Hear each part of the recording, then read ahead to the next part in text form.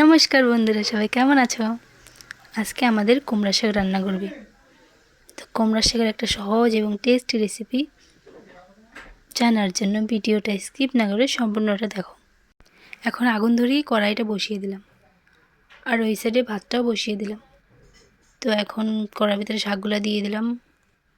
দেওয়ার পর শাকের ভিতরে টেস্ট অনুসারে নুনটাও দিয়ে দেবো। দেওয়ার পর শাকগুলো একটু নাড়াচাড়া করে তারপরে গিয়ে আবার ঢেকে দিতে লাগবে, যেন শাকগুলো তাড়াতাড়ি সেদ্ধ হয়ে যায়, ভালো করে হয়ে যায়। তারপরে গিয়ে ঢাকনাটা উঠিয়ে হলুদ দিয়ে দেবো। শাকের ভিতরে হলুদ দিলেও হয়, না দিলেও হয়। তো সামান্য একটু হলুদ দিয়ে দেবো।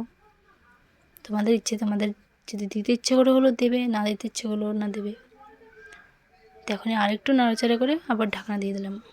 ঢাকনা দিয়ে এখন ঢাকনাটা উঠিয়ে ফেলে তো ওটার ভিতরে হালকা একটু চিনি দিয়ে দিলাম, আর হালকা একটু চালের গুঁড়া দিয়ে দিলাম। তোমাদের যদি চালের গুঁড়া না থাকে, তোমরা আতপ চালকে ভিজিয়ে ওটা বাটা করেও দিতে পারবে, নয়তো বাদাম বাটাও দিতে পারবে।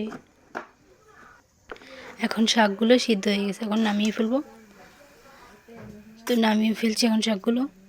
তারপরে গিয়ে শাকের ভিতরে কি দেব, এই যেখানে লঙ্কা দেবো আর পেঁয়াজ দেবো একটা। তো তেল দিয়ে দিলাম কড়ার ভিতরে। তেল দিয়ে তো ওই শুকনো লঙ্কাগুলো একটু ভেজে নেব। ভেজে নেওয়ার পর ওগুলো উঠিয়ে গুঁড়ো গুঁড়ো করে দিয়ে দেবো শাকের উপর দিয়ে। তারপরে ওই তেলের ভিতরে পেঁয়াজ আর 2টা কাঁচা লঙ্কা ছিল, ওগুলো ভাজা করে নেব।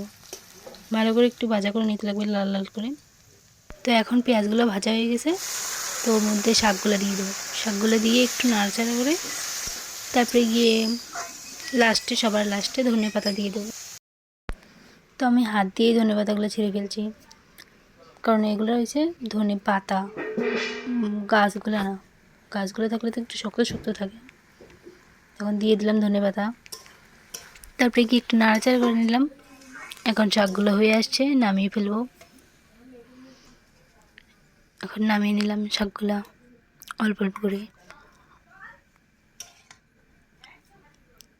তো আমার এই সিম্পল টেস্টি রেসিপিটা তোমাদের কেমন লাগছে কমেন্ট করে জানাও। তোমরাও বাড়িতে এরকম করে ট্রাই করে দেখো কেমন লাগে খেতে। আমার থেকে তো অনেক টেস্টি লাগলো। তো এখন আমি খেতে বসে গেলাম। এখানে আছে ছিম আলু ডাঁটার তরকারি আর কুমড়ার শাক। আমার ভিডিওটা যদি তোমাদের ভালো লাগে তাহলে লাইক কমেন্ট করে দেবে এবং সাবস্ক্রাইব করতে ভুলবে না। ধন্যবাদ সবাইকে আমার ভিডিওটা দেখার জন্য।